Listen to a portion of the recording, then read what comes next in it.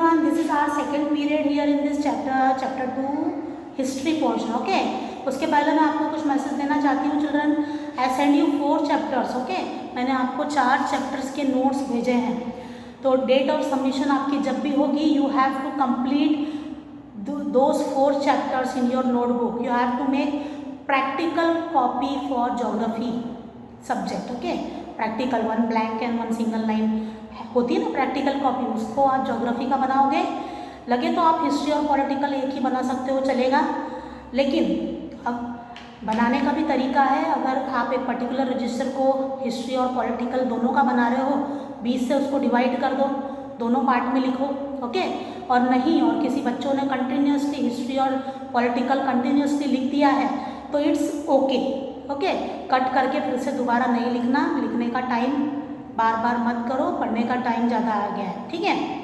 सो practical आप geography के लिए बनाओगे और हिस्ट्री एंड पॉलिटिकल के लिए आप एक ही कॉपी बना सकते हो. उसको 2 पार्ट में डिवाइड कर दो और कंटिन्यूसली लिखे हो तो भी चलेगा. So today our topic rise of Rajput. It is also very interesting topic children.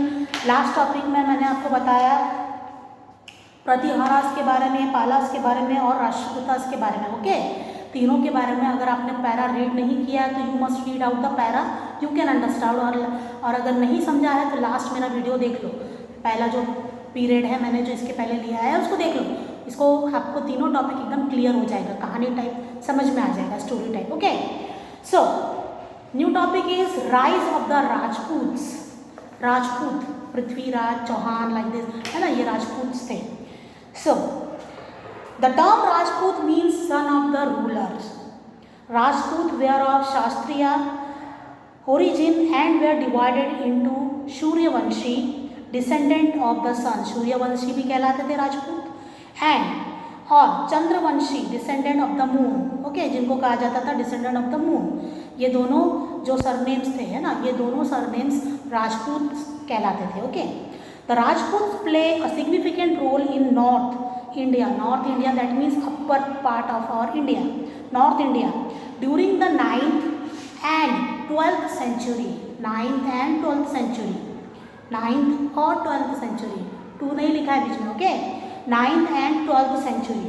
the Chauhan और चाहमनास, देखो चौहान को चाहमनास भी बोला गया, अंडरलाइन इट. the चौहान्स और the चाहमनास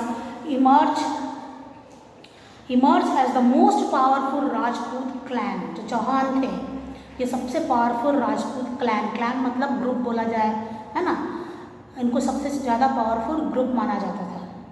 the Chahamanas were the vassals of the Pratiharas and the greatest Chahamanas ruler was Prithviraj Chauhan.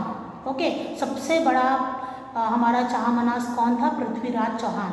Okay, जो यहाँ पर लिखा है चौहान्स को चाहमानास भी बोला जाता था और सबसे बड़ा चाहमान्स कौन था? चाहमानास पृथ्वीराज चौहान, सबसे बड़ा ruler Prithviraj Chauhan. Sorry for the disturbance children. So understood what are the Rajputs, Chahamanas. Okay, and the powerful Chahamanas यानी चौहान्स कौन थे? Prithviraj Chauhan. Underline it. Now our next topic is tripartite struggle. अब ये ट्रिपरटाइट स्ट्रगल क्या थे? ट्रिपरटाइट्स 3 से रिलेटेड है. 3 कौन? प्रतिहारास, पालास एंड राजपूतास. ओके, ये तीनों के स्ट्रगल के बारे में इस टॉपिक में हम पढ़ेंगे. ओके,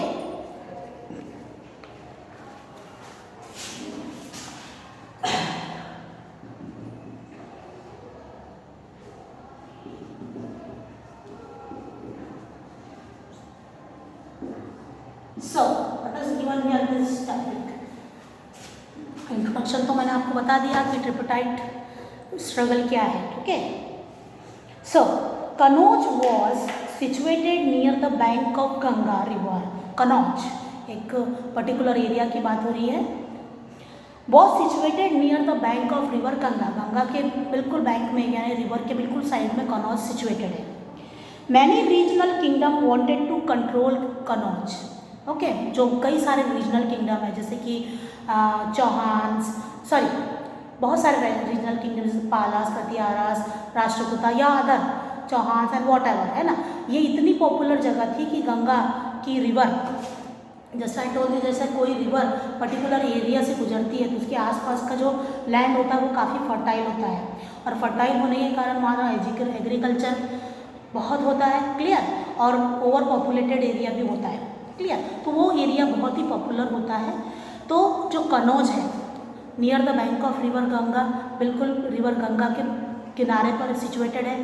तो कई सारे जो पावर्स हैं उसको कैप्चर करने के लिए लड़ाइयाँ करते हैं ताकि ये मेरे किंगडम में आ जाए, तो वहाँ का जो टैक्स मिलेगा काफ़ी अमाउंट में मिलेगा, है ना, तो हम काफ़ी रिच हो जाएंगे, like that. See many regional kingdoms wanted to control of Kannauj. Kannauj was flourishing city, बहुत ही फ्लोरिशिंग सिटी थी, बहुत पॉपुलर, बहुत ही रिच, है ना, यानी कुछ डेवलप एग्रीकल्चर का काफ़ी अच्छा होता था, लोग बहुत रिच थे, बहुत खुशहाल, बहुत अच्छा एरिया था वो। Since the time of Harshavardhan, being the vicinity of a river made it advantageous for trade and agriculture. Trade है, व्यापार भी बहुत होता था और एग्रीकल्चर भी बहुत होता, लोग रहते थे तो ट्रेड भी होगा, और गंगा वैली है तो एग्रीकल्चर भी होगा। That's why Kannauj is very popular, बहुत ही अच्छा सिटी था। इवन आफ्टर हर्षवर्धन्स डेथ, हर्षवर्धन के डेथ के बाद भी Kannauj had significance for many of the regional kingdom. Kannauj की सबके ऊपर नज़र थी, बहुत लोगों के ऊपर, लोगों की नज़र कनौज के ऊपर थी कि मेरे किंगडम में आ जाए, मैं उसको कंट्रोल करूँगा, ठीक है। The three main kingdoms of Pratiharas, Palas and Rashtrakutas got engage in a tripartite struggle to control the city of Kannauj. और ये तीनों जो लोग थे जिनके बारे में हम पढ़ चुके हैं, प्रतिहारास, पालास एंड राष्ट्रकूटास, ये तीनों लड़ते रहते थे कि कनौज पर हमारा कब्जा होना चाहिए, वो बोलता था मेरा, वो बोलता था मेरा, है ना। दे वेर स्ट्रगल कंटिन्यूसली, इसलिए इस स्ट्रगल को ट्राइपार्टाइट स्ट्रगल कहा गया है, clear. The conquest of Kannauj was essential for political supremacy in north and central India. अगर हमने कनौज पर कब्जा कर लिया, सो पॉलिटिकल सुप्रीमेंसी बहुत ही बोला जाए अति श्रेष्ठ, मतलब सुप्रीमेंसी इन नॉर्थ में काफ़ी अच्छा हमारा पॉपुलैरिटी हो जाएगी। जो राजा का उस एरिया पर कब्जा होगा, है ना, वो पॉपुलर राजा बन जाएगा, बहुत ही रिच राजा बन जाएगा, काफ़ी टैक्स कलेक्शन होगा वहाँ पे, क्योंकि लोग बहुत वहाँ कमाते थे, क्लियर, क्योंकि फर्टाइल रिवर भी है ना, एग्रीकल्चर होता है और ओवर पॉपुलेटेड होने के कारण ट्रेड भी होता है, तो टैक्स अच्छा कलेक्शन होगा। इसके चक्कर में तीनों जो राजा थे वो कंटिन्यूसली स्ट्रगल करते थे। So, it also enabled the control of the fertile Gangetic Valley. Okay, so it also enabled the control. तो बहुत ही मुश्किल था कि उस एरिया, मतलब कनौज पर अपना कंट्रोल करना। किस एरिया पर? कनौज पर। Clear children? तो समझ में आया ट्राइपार्टाइट स्ट्रगल, तीन लोगों के बीच में कंटिन्यूसली स्ट्रगल को ट्राइपार्टाइट स्ट्रगल बोला है। वो क्यों होता था? Because to capture Kannauj. Kannauj क्यों?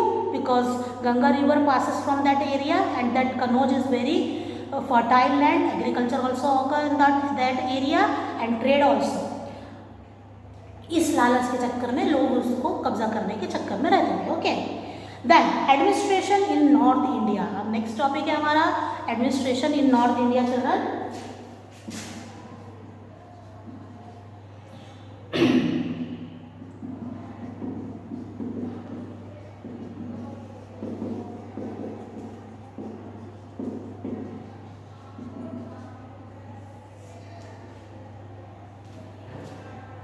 Administration in north India, what is given here in this topic? It is also very interesting children, कि बस आपको बुक सामने रखनी है और मेरी बातों पर ध्यान देना है। Okay, administration in north India. North India is you all know, north side.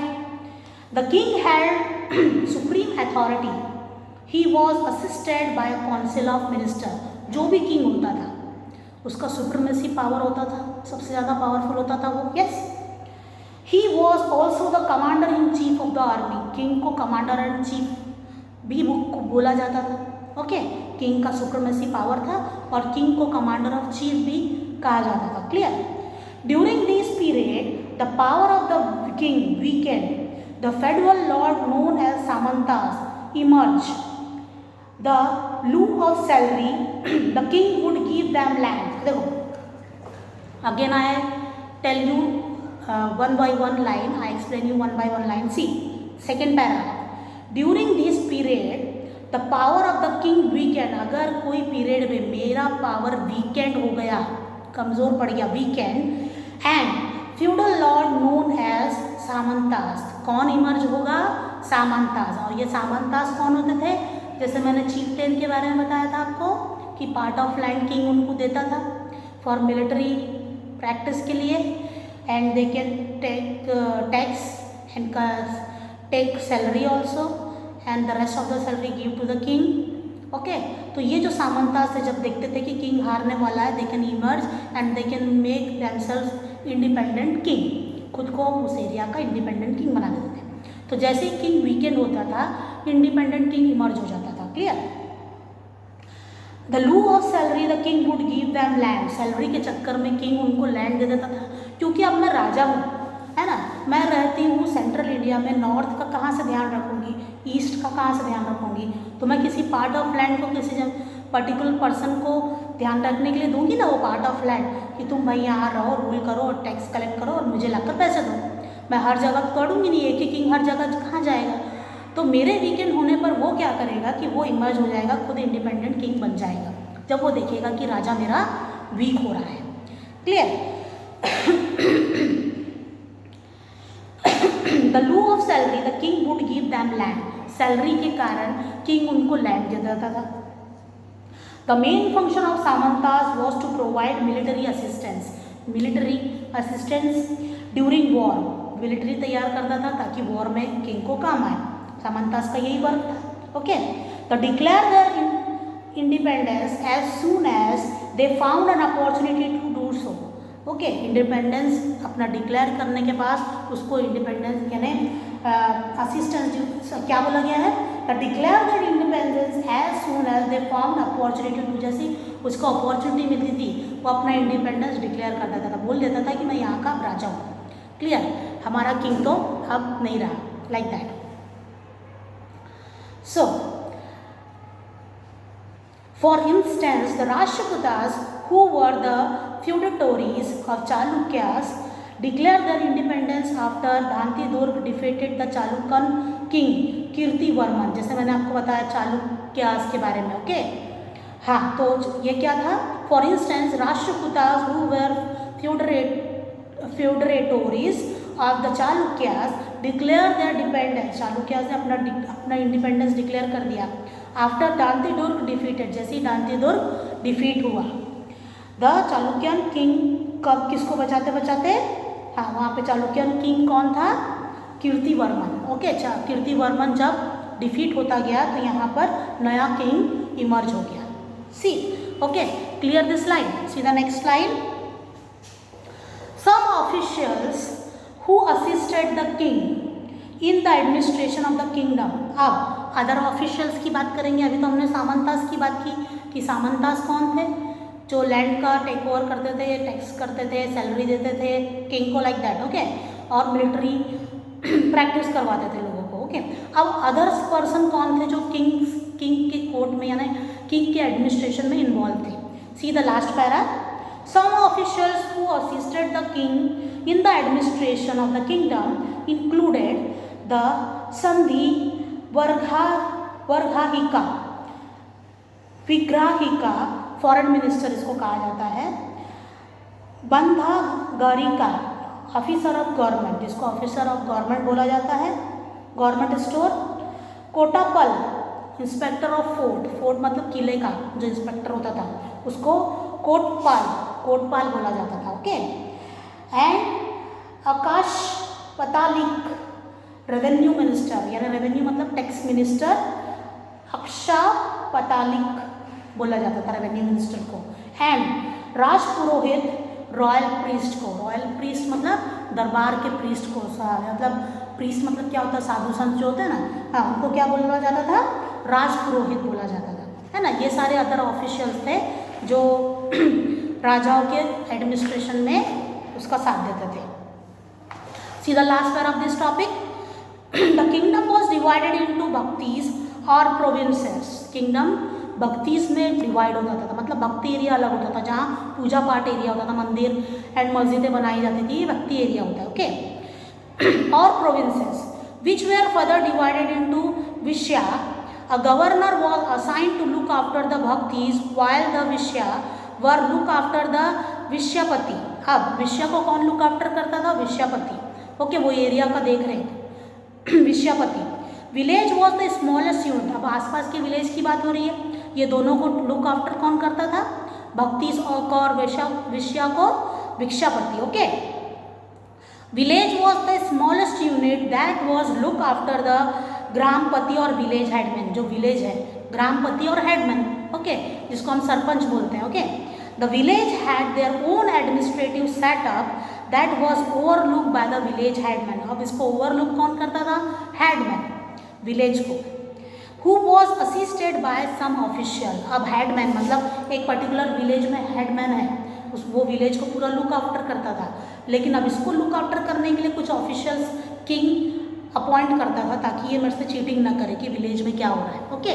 तो इस तरीके से राजा हर अपने मंत्री ऑफिशियल्स के ऊपर एक और ऑफिशियल्स रखता था ताकि वो उनसे चीटिंग ना कर पाए। जैसे विलेज में हेडमैन केयर कर रहा है तो हेडमैन के पीछे एक कुछ ऑफिशियल्स लगा देता था कि वो वर्क अच्छे से हो रहा है या नहीं। Clear children? आज तक के हमारा टॉपिक यहाँ खत्म होता है। सोसाइटी से नेक्स्ट पीरियड में हम स्टार्ट करेंगे। पैरास जरूर रीड करोगे और वो जो चारों चैप्टर है प्लीज़ कंप्लीट करके ही सबमिट करोगे, ओके। ये पार्ट है आपके फर्स्ट टेस्ट का, आपको लिख कर ही लाना है, नहीं तो मैं आपको 20 मार्क्स नहीं दूंगी। Clear children? Have a good day, nice day, bye bye.